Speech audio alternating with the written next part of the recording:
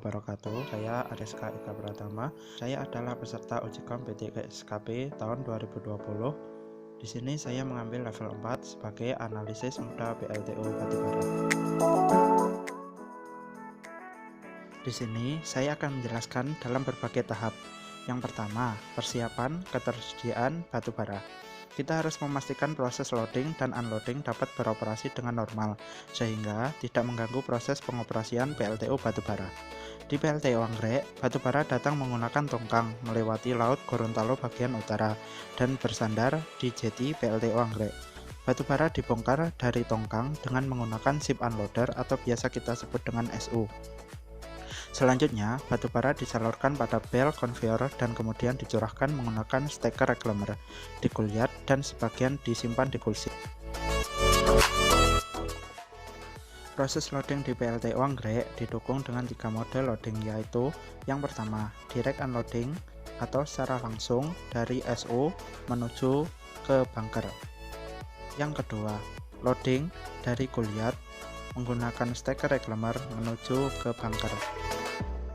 Yang ketiga adalah mode EH. Di sini batubara didorong oleh alat berat menuju hopper dan kemudian disalurkan dengan menggunakan bel conveyor menuju BC05 atau bunker.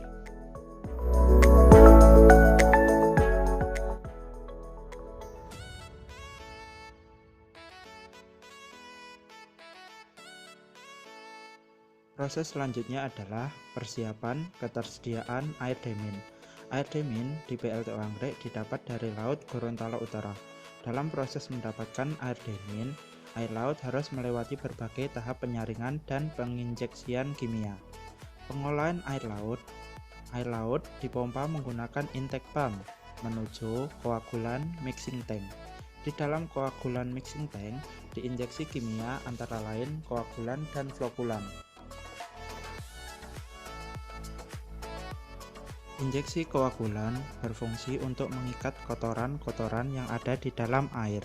Kemudian ditambahkan dengan injeksi flokulan yang berfungsi untuk mengendapkan kotoran-kotoran tersebut sehingga air menjadi jernih. Dari koagulan mixing tank, air dialirkan melalui clarifier dan kemudian hasil dari clarifier ditampung di treated tank.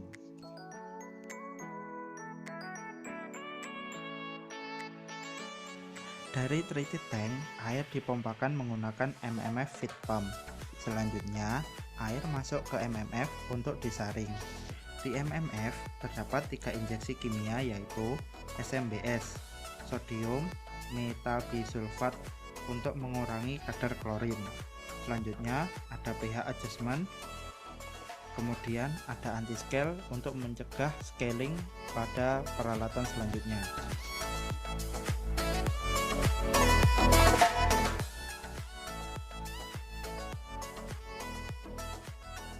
Air hasil dari MMF kemudian masuk ke cartridge SWRO dan dipompakan menggunakan SWRO feed pump menuju vessel SWRO. Kemudian air hasil SWRO ditampung di desal tank.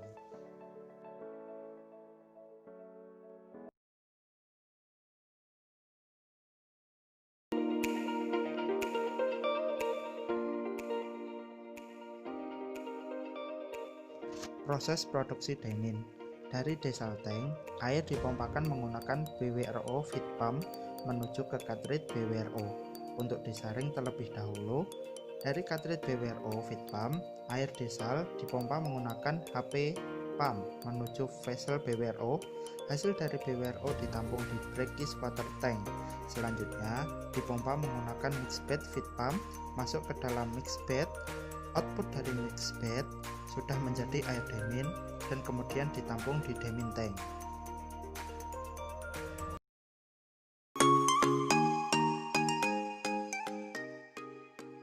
Pastikan sudah tidak ada pekerjaan di lokal yang mengganggu proses startup, dalam artian semua WO harus sudah close.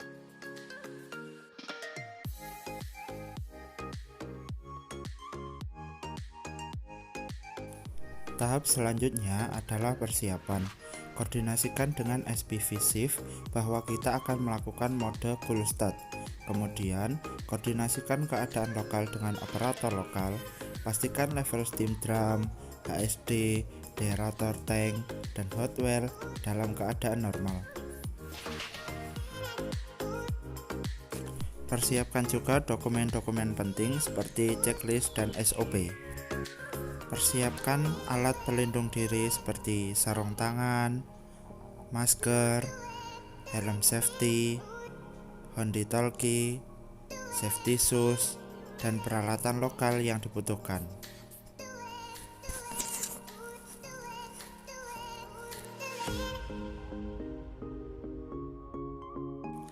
Tahap terakhir adalah pelaksanaan dengan berpedoman dengan SOP dan berkoordinasi dengan operator lokal untuk mempersiapkan startup.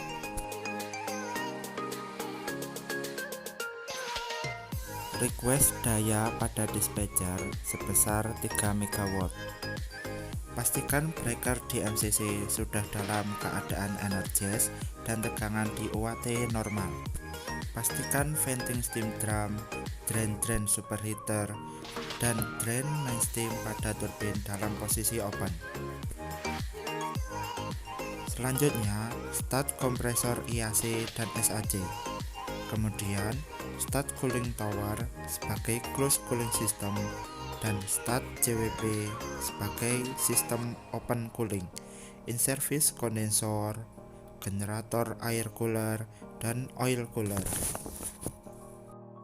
Kemudian, koordinasikan dengan operator turbin untuk start turning gear dengan cara start AC oil pump, start jacking oil pump, lalu start turning gear.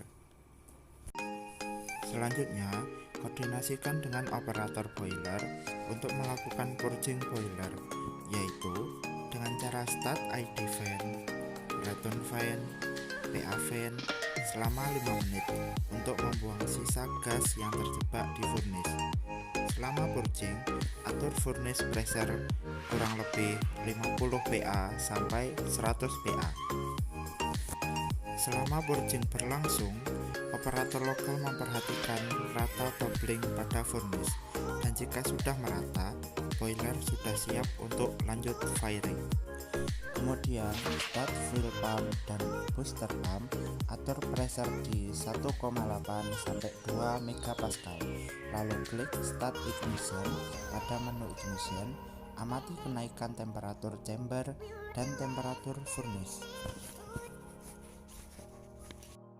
Ketika temperatur furnace sudah mencapai 450 derajat Celcius, start cool feeder dengan minimum flow sekitar 5-10%. Amati kenaikan dari temperatur furnace.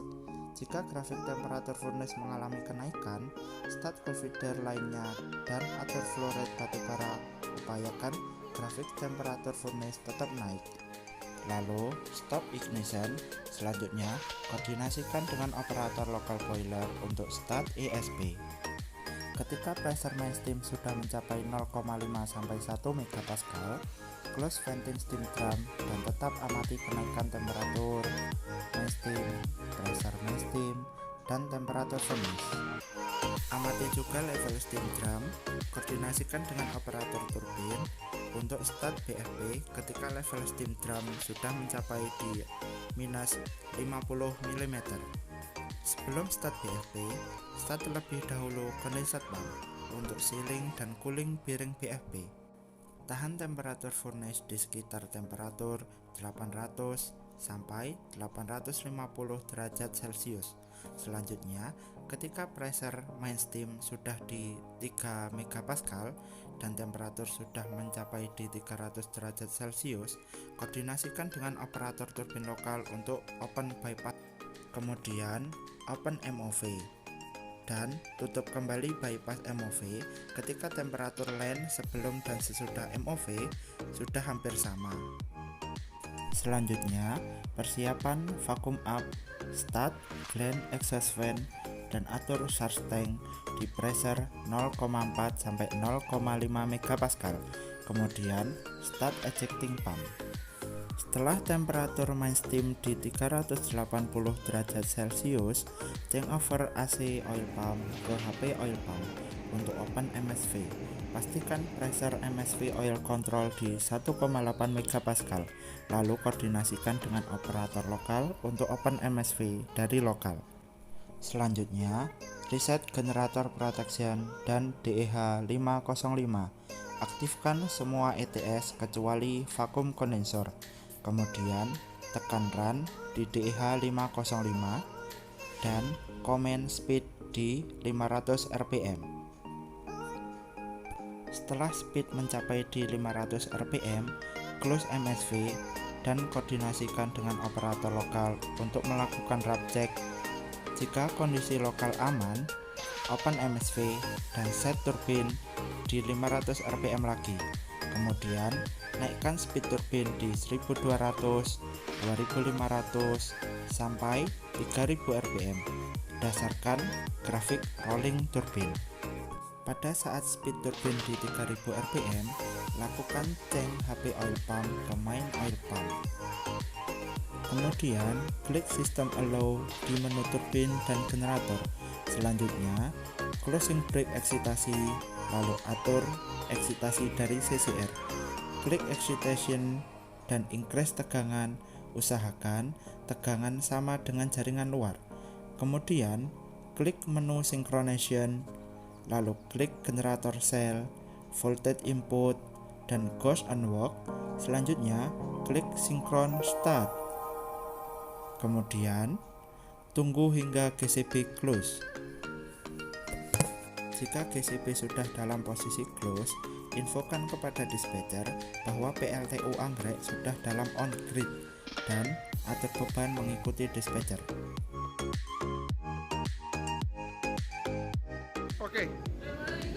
Oke, sekian video penjelasan dari saya. Kurang lebihnya saya mohon maaf. Assalamualaikum warahmatullahi wabarakatuh.